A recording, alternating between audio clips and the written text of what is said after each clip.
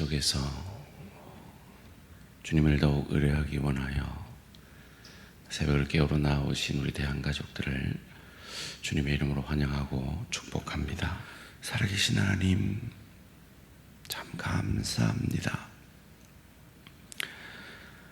살아가면 살아갈수록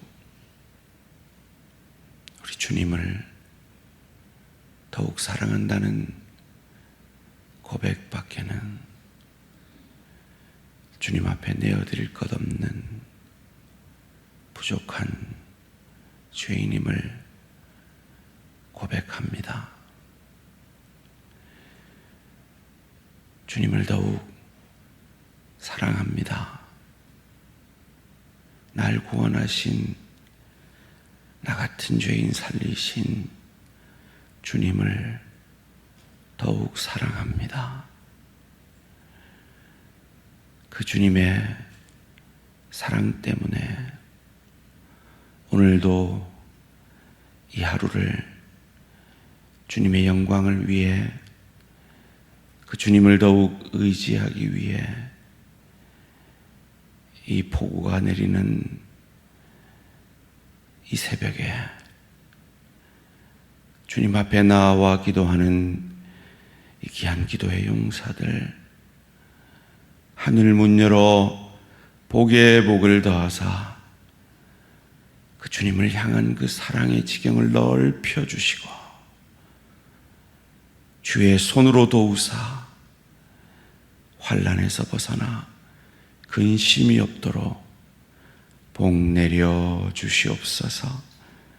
주님, 이 새벽에 주님 앞에 올려드리는 모든 기도의 제목들, 가정을 향한, 일터를 향한, 주의 교회를 향한, 하나님 나라를 향한, 죽어가는 한 영혼을 향한, 아픈 내 지체를 향한, 마음이 상한 내 지체를 향한, 경제적 어려움을 주님 앞에 도우심을 구하는 내 지체를 향한 모든 기도의 제목들, 주님의 때에 신실히 응답하심으로 세상을, 애굽을 의지하는 자가 아니라 그 어떤 환경 속에서도 하나님을 의지하는 자가 복 있음을 우리의 삶을 통해 증거하는 복된 인생 되게 하여 주시옵소서. 오늘도 그것을 위해 하나님의 말씀 앞에 겸손히 엎드립니다. 말씀이 육신이 되셔서 우리를 살려내신 그 주님의 은혜가 오늘도 우리의 심령을 주관하여 주시옵소서. 감사드리오며 이 모든 말씀 주 예수 그리스도 이름으로 기도합니다. 아멘.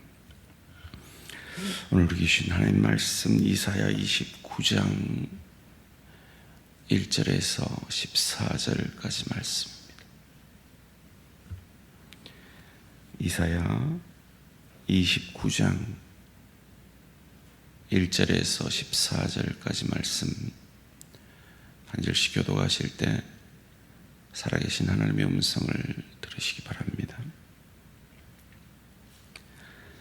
슬프다 아리엘이여, 아리엘이여, 다윗이 진친 성읍이여, 해마다 절기가 돌아오려니와 내가 아리엘을 괴롭게 하리니 그가 슬퍼하고 애곡하며 내게 아리엘과 같이 되리라. 내가 너를 사면으로 둘러 진을 치며 너를 애워 대를 쌓아 너를 치리니 내가 낮아져서 땅에서 말하며 내 말소리가 나지기 티끌에서 날 것이라. 내 목소리가 신접한 자의 목소리같이 땅에서 나며 내 물소리가 티끌에서 지끌이리라. 그럴지라도 내 대적의 무리는 세미한 티끌 같겠고 강포한 자의 무리는 날려가는 겨 같으리니 그 일이 순식간에 갑자기 일어날 것이라.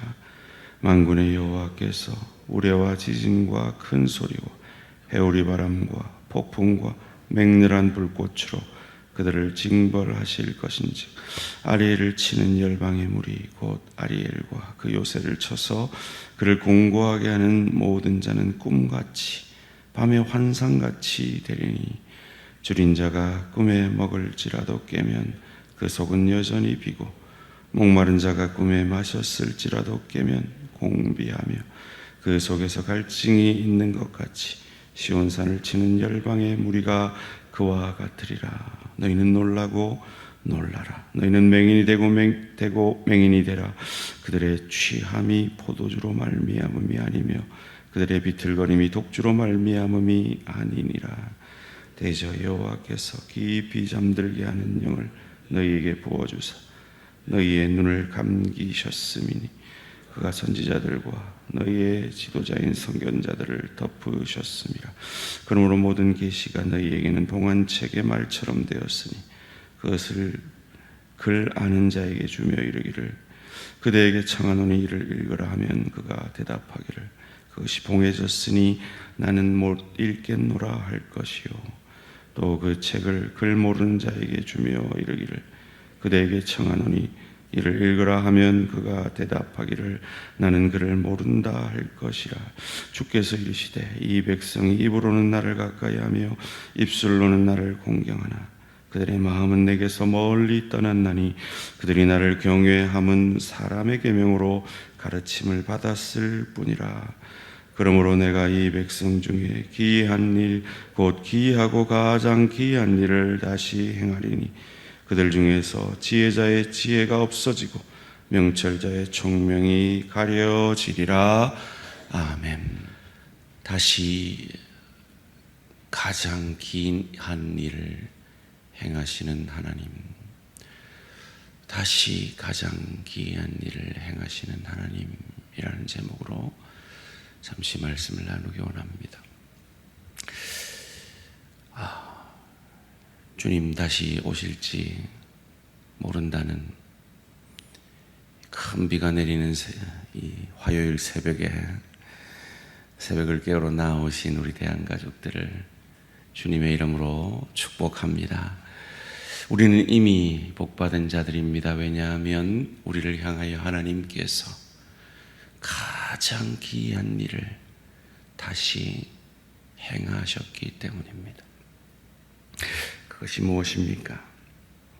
오늘 본문은 주전 701년경 북이스라엘이 아수르에서 멸망한 뒤 약 20년 뒤에 그 아수르 군대가 이제 유다를 치러 오는 그 시간들을 배경으로 하고 있습니다. 그때 이스라엘 그들이 믿고 의지했던 아수르가 이제 그들을 향하여 칼을 들고 나올 때 어떤 선택을 해야 했을까요? 그리고 실제로 그들은 어떤 선택을 했을까요? 그들은 하나님을 선택했어야 했습니다. 하나님을 의지했어야 했습니다. 그런데 그들의 마음은 강대국 애굽을 향해 있었습니다.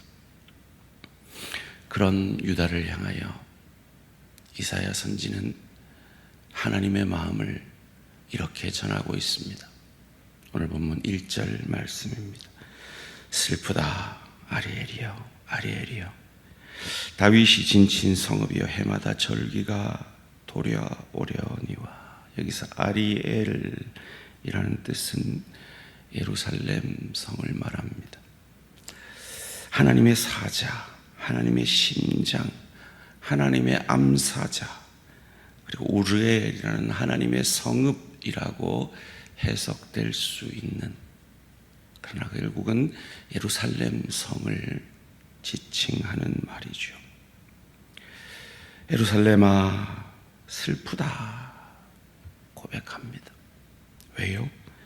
다윗이 진친 성읍, 즉 이 가나안 땅에 들어간 이스라엘 백성들이 다윗 때까지 정복하지 못했던 그 땅을 이제 아수르가 정복하러 나오는 것입니다.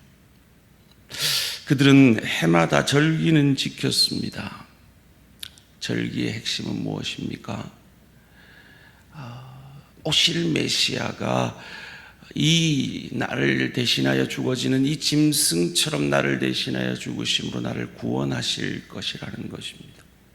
그리고 이 짐승이 죽어짐 같이 내가 죽어져야 하는 통에 자복함으로 하나님의 은혜만을 의지하는 것이어야 했습니다. 그런데 그들은 절기는 지켰지만 그 마음은 하나님께가 아니라 세상 애굽으로 향해 있었던 것입니다.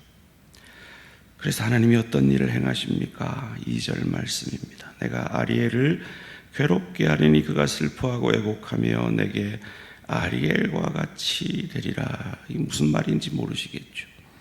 첫 번째 아리엘은 예루살렘을 말합니다. 내가 예루살렘을 괴롭게 하리니 그가 슬퍼하고 애곡하며 내가 아리엘과 같이, 아리엘이라는 말이 번제단이라고도 번역이 될 수 있다고 합니다. 즉 불과 이 피로 가득 찬 이 번제단과 같이 이 예루살렘이 되게 하리라, 심판하리라 말씀하시는 것입니다. 어떤 방법으로요? 3절 4절입니다. 내가 너를 사면으로 둘러 진을 치며 너를 애워 대를 쌓아 너를 치리니 내가 낮아져서 땅에서 말하면 내 말소리가 나직히 티끌에서 날 것이라. 내 목소리가 신접한 자의 목소리같이 땅에서 나면 내 말소리가 티끌에서 지끌이리라. 실제로 아수르 사네립 왕 18만 5천의 군대가 예루살렘을 애워쌉니다.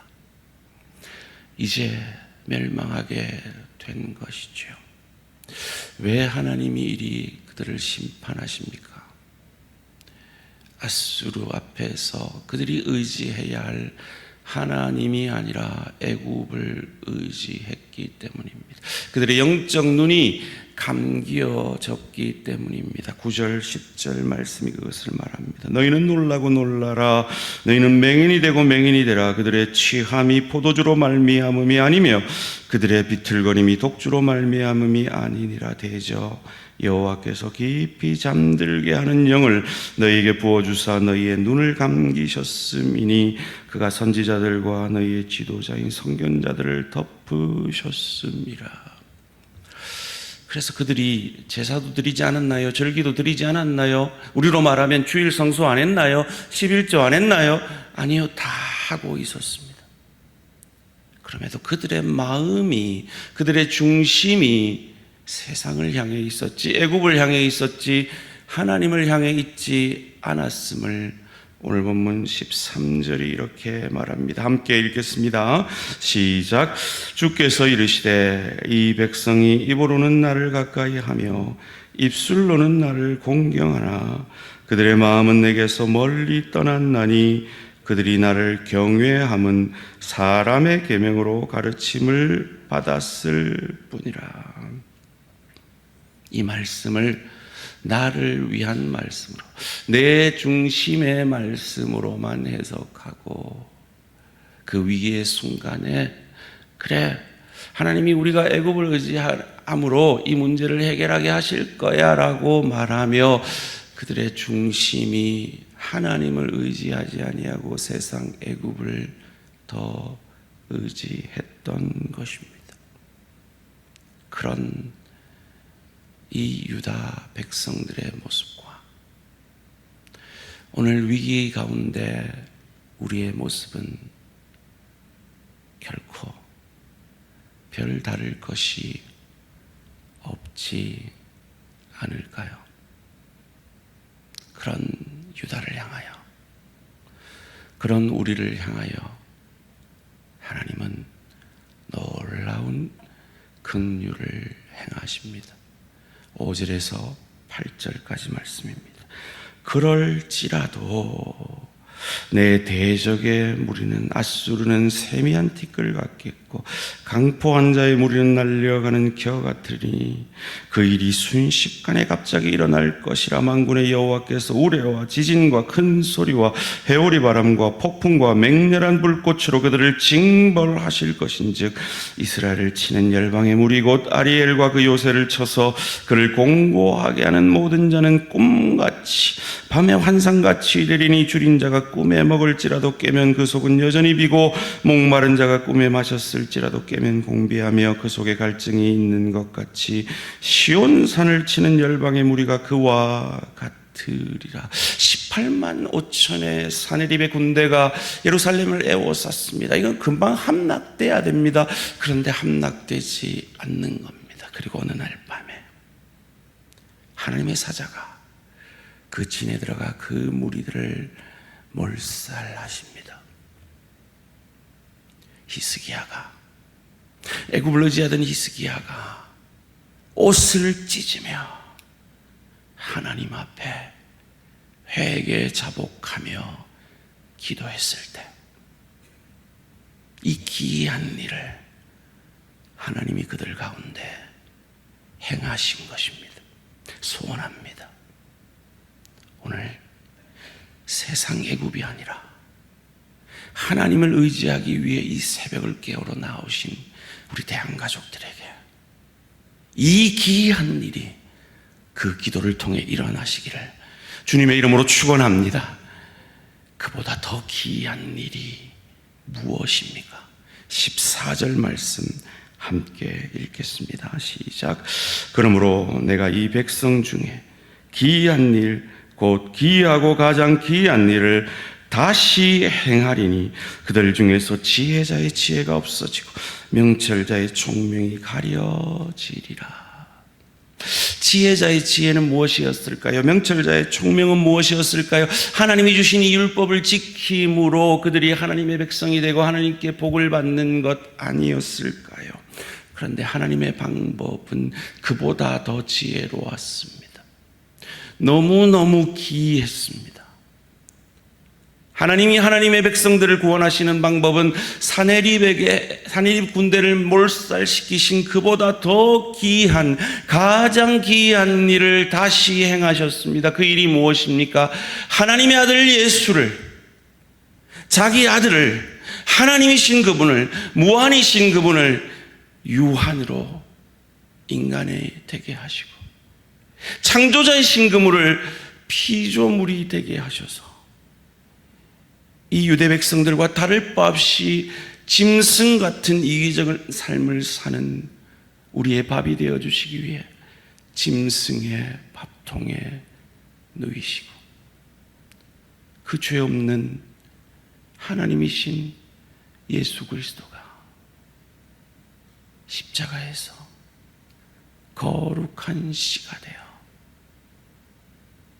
죽어지시고 심겨지심으로 그리고 사흘 만에 부활하셔서 그 거룩한 씨가 그루터기가 되게 하셔서 이 복음의 말씀을 들어도 깨닫지 못하며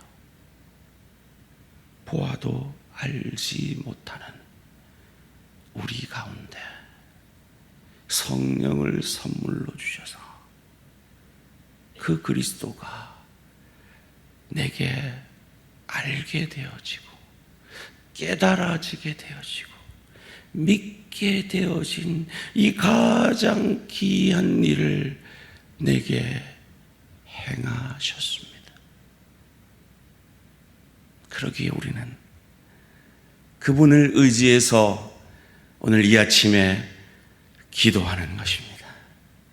그리고 우리의 기도를 하나님이 기이한 것으로 응답하실 줄 믿습니다.